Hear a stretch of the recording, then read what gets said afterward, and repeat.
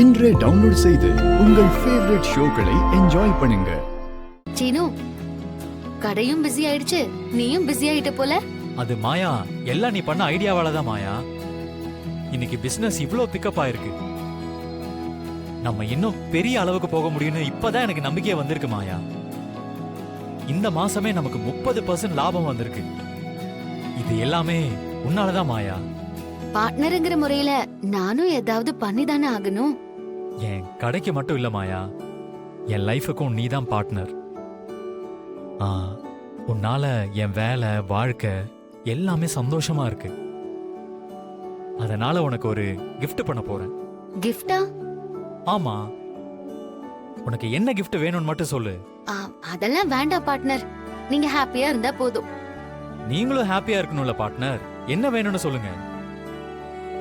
உனக்குன்னு ஏதாவது ஒரு ஆசை இருக்கும்ல. ஆசைன்னு பெருசா எதுவும் இல்ல. நான் ஆசைப்பட்டது எல்லாமே எனக்கு கிடைச்சிருக்கு. நீ என் கூட இருக்க, நம்ம குடும்பத்துல நான் இருக்கேன், எனக்கு அது போதும். இருந்தாலும் உனக்கு ஏதாவது ஒரு தேவை இருக்கும்ல. தேவைன்னா ஒரு விஷயம் தோணுது. என்ன விஷயம்? இல்ல, எப்பவும் நான் உன் கூட தான் கடைக்கு வருவேன்.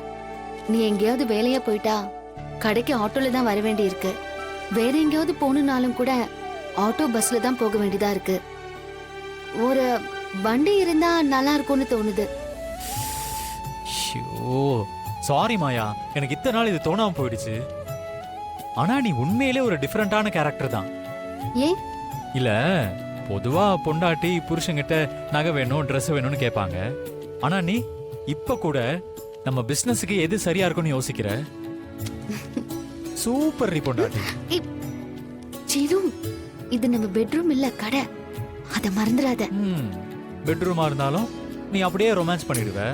டேய், பிசினஸ் நடக்கிற இடத்துல அத பத்தி மட்டும் தான் யோசிக்கணும். வேலையை பாரு. சரி சரி, ஆனா நீ கேட்ட கிஃப்ட நாளைக்கு உனக்கு வாங்கி தரேன்.